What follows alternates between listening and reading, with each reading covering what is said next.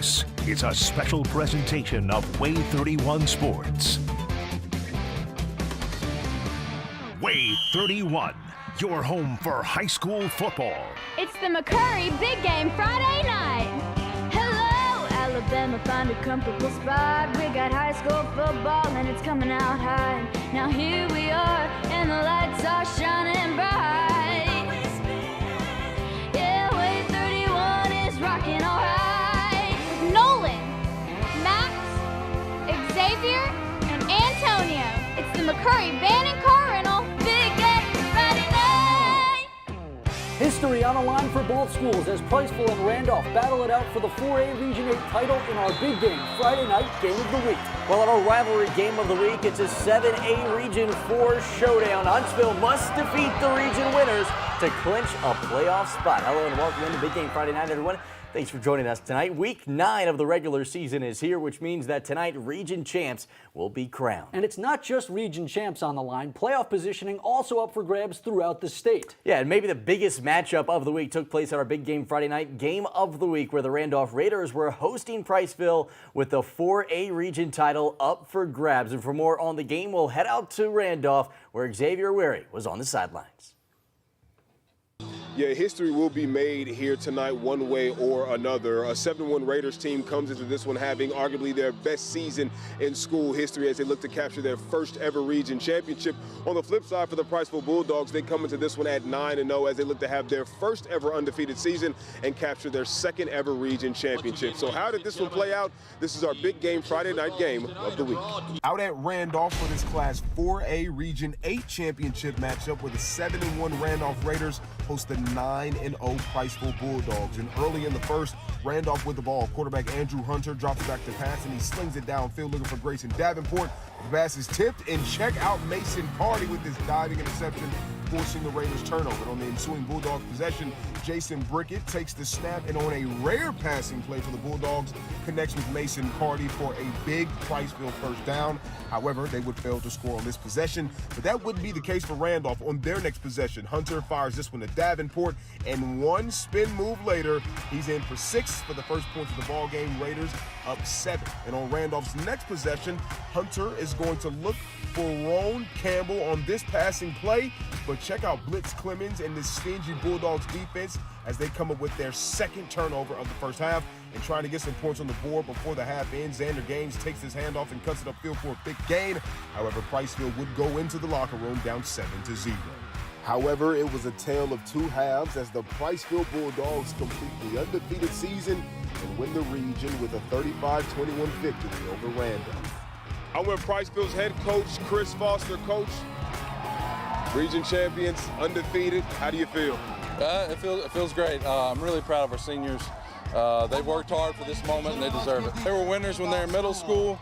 And the best thing about it is they've learned from these groups in front of them, you know, what it takes to win, and then they took it a step further and learned what it took to win week in and week out, and I couldn't be prouder of them. It was a tale of two halves in this ball game. Obviously, you all were shut out in that first half 7-0.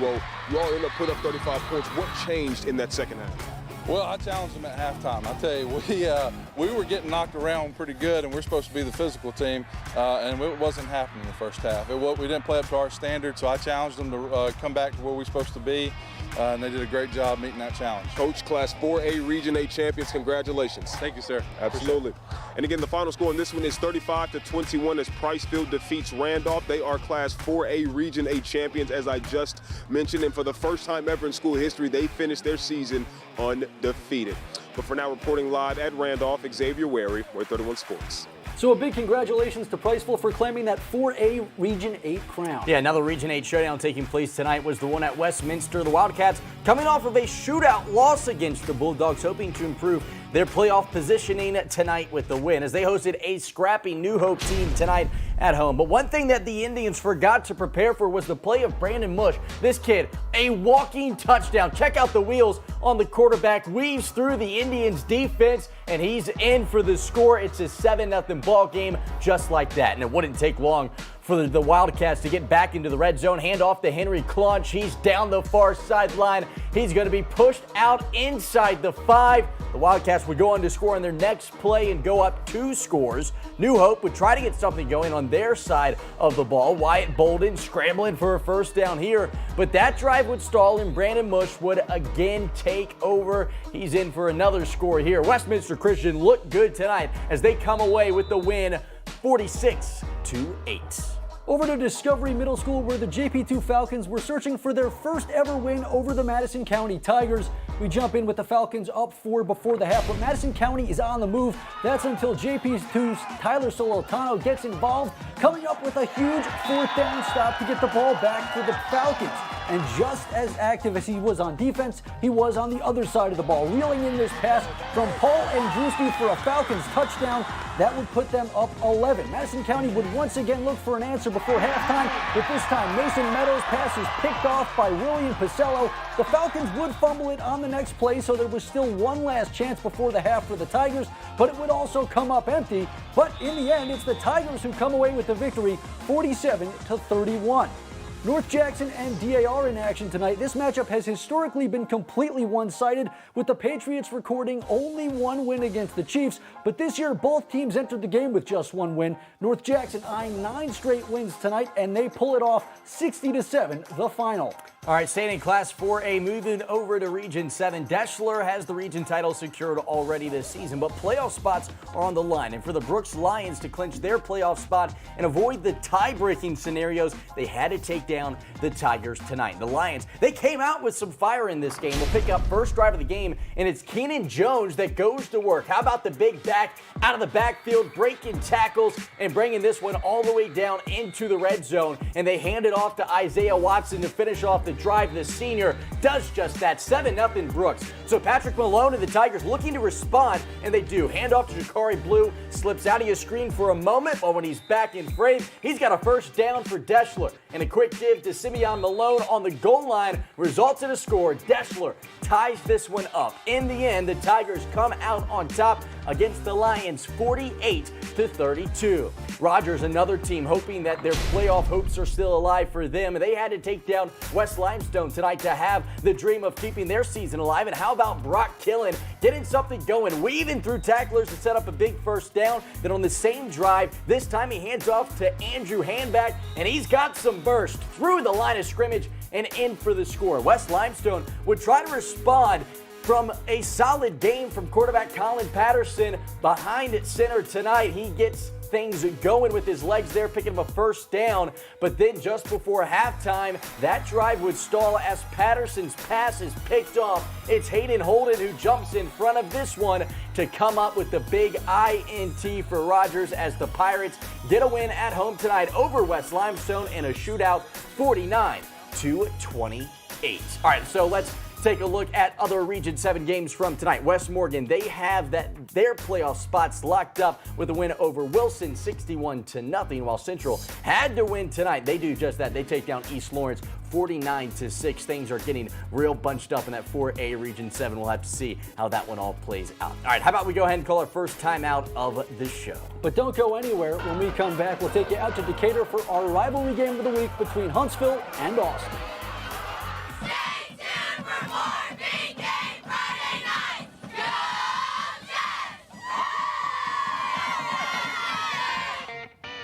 It's the McCurry Big Game Friday night.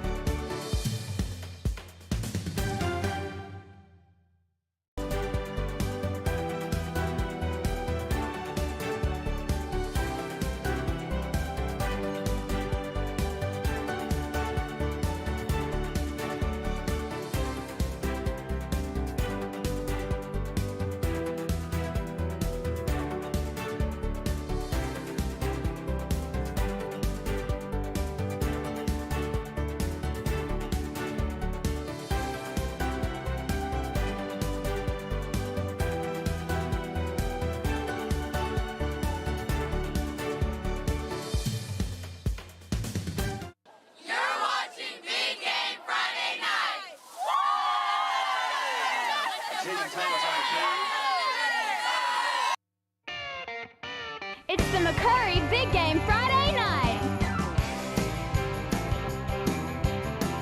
Welcome back into Big Game Friday night, everyone. Thanks for joining us tonight. It was a busy night, playoff type of atmosphere across the state, and that was the scenario tonight at our Big Game Friday night rivalry game of the week. Yeah, that's right. We now turn our attention to 7A, where the Huntsville Panthers were on the road tonight at Austin, hoping to play their way into the 7A playoffs. The scenario for them tonight was simple: take down Austin and get into the postseason. The Black Bears, on the other hand, already reaching champs. We'll pick this one up at the beginning of the third quarter. Austin Black Bears kicking off to Huntsville's Huck Hensley, and Hensley runs right, cuts left, finds daylight. He's going to take this one to the house. The Panthers with some momentum out of the break, and they knew the scenario coming into the night. They had to play fearless football, and they do. It's Jack McClung. Back to pass for the Panthers, delivers a dot to Amari Jabbar. He hauls it in. The Panthers have upset on their mind. They go into the Bear Den tonight and leave with the win, 45-31. The Huntsville Panthers are headed to the playoffs for the first time since 2017. And for more on the game, we'll send it out to sports reporter Antonio Macbeth, who was on the sideline. This was a game that we knew Huntsville needed to win, and it was a game we knew that Huntsville was going to have to earn, and earn it they did. It looked like it was going to be tough in the first half, trailing by 7 at halftime, but in the second half, a big opening kick set the tone, and then big plays on special teams and defense carried this team to not just a win, but a big win that's going to mean a ton moving forward for their postseason. I caught up with Coach Mark Fleetwood to figure out just exactly how it happened. Coach, down 7 at halftime in a game, a big game that you guys have to win. Momentum play after momentum play after momentum play. What in the world did you tell these guys at halftime? Well, it's just to win our battle. Everybody one-on-one win their battle, and this game would go down to the end. And you know, it starts first play of the game, they go 80 yards with a touchdown.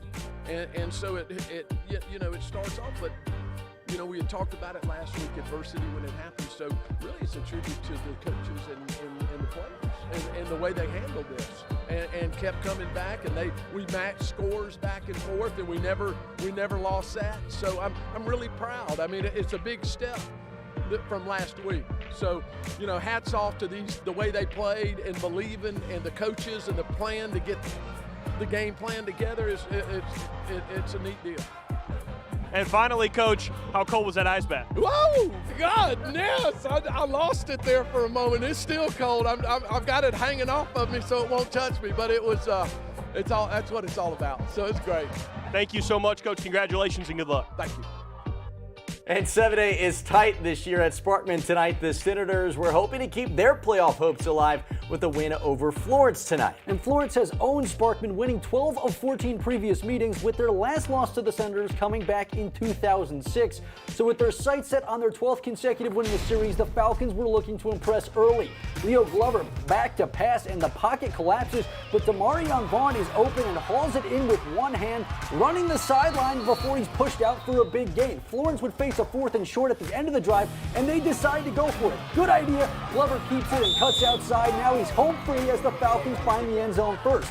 On the next drive, the Senators would face a 4th down of their own, but this one did not see the same result. Jaleel Hurley there to break it up and force the turnover on downs. And Florence wouldn't waste any time, looking to the skies on the very next play. Glover deep to Kedrick Triplett, and he is a goner.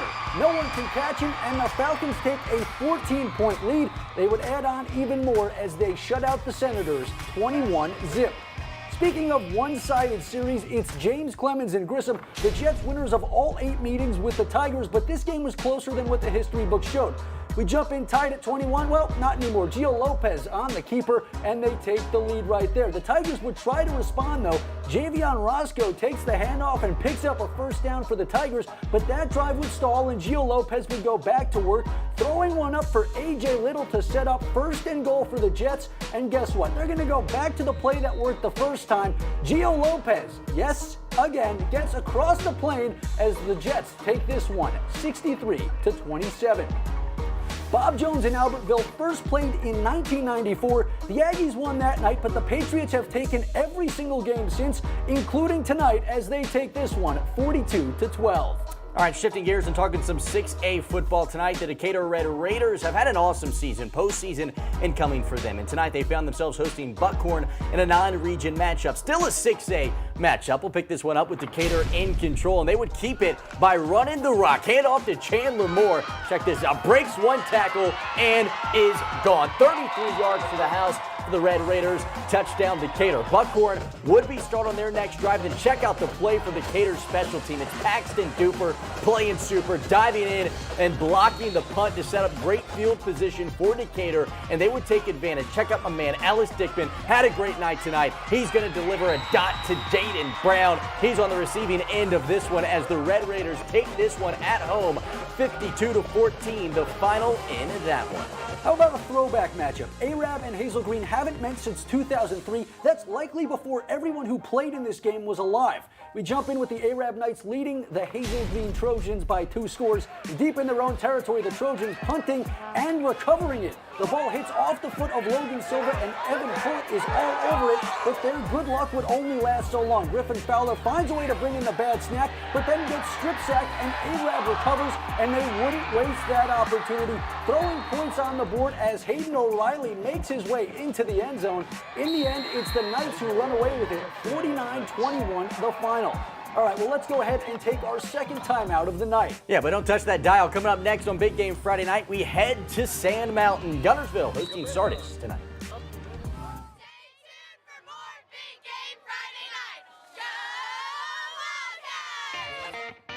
It's the McCurry Big Game Friday night.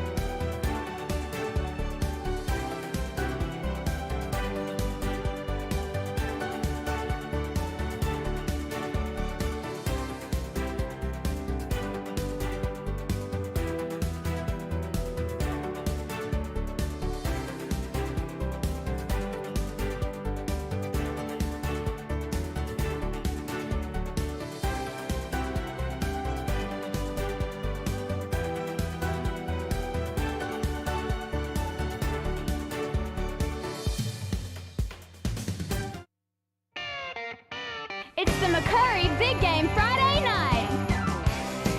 For the pride of Christ when you're watching Big Game Friday night on WAAY 31.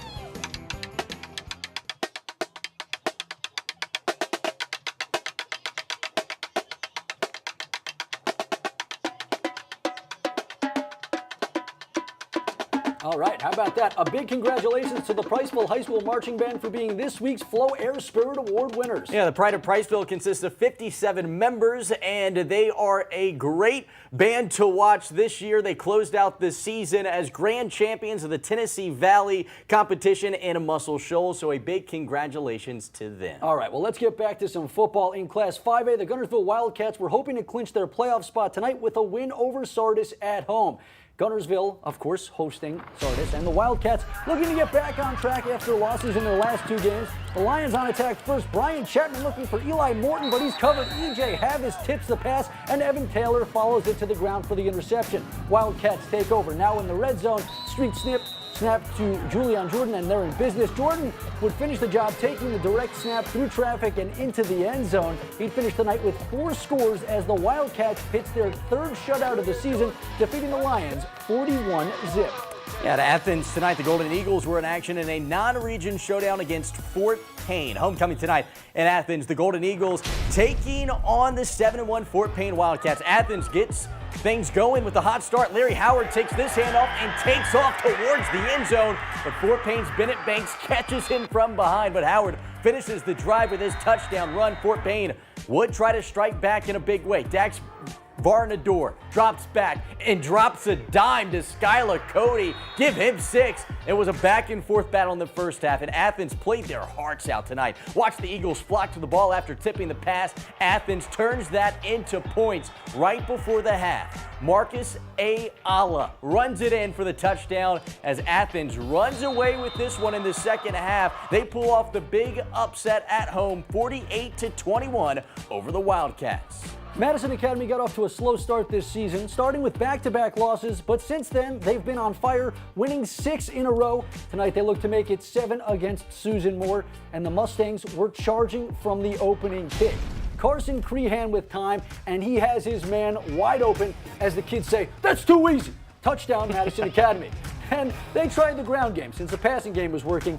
Ken Cherry on the end around, he goes to the right side, and that works to another score for MA, but letting it fly is fun too, so Crehan lets one rip, Solano Thomas, and hey, that'll work too. Another score for the Stangs. Susan Moore couldn't find a way to stop them as the Mustangs make it 7 in a row with the 56-7 win. All right, well, it's time for us to call our 3rd and final timeout of the night. Yeah, but don't go anywhere. Coming up next on Big Game Friday night, we will share with you our Big Game Friday night fan of the night. Don't go anywhere. Stay tuned for more Big Game Friday night. Go Indians! It's the McCurry Big Game Friday night.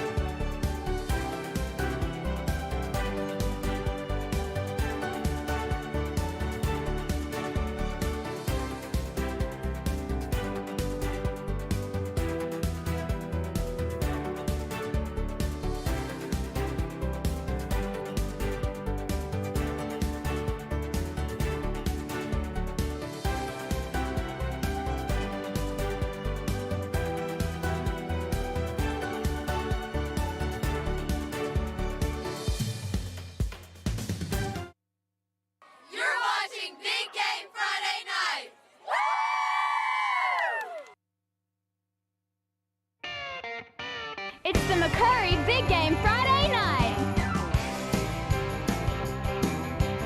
All right, welcome back into Big Game Friday night, everyone. Thanks for joining us this week. Let's take time now to share with you our Big Game Friday night Premier Urgent Care Fan of the Night. I'm Drew Weeks, and I'm the Big Game Friday Night Fan of the Night.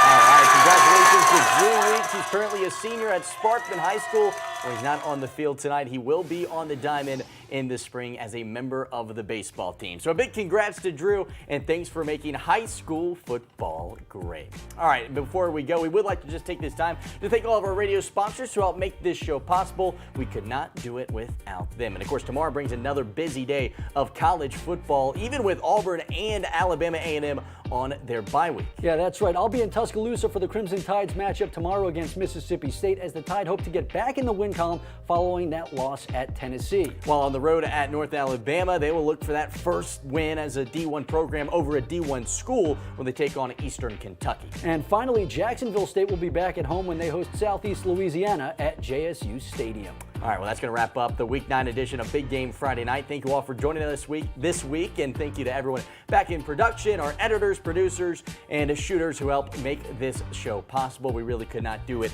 if it was not for them.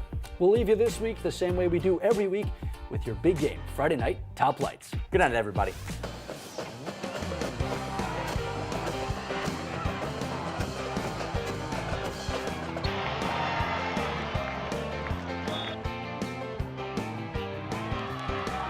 Second and 10.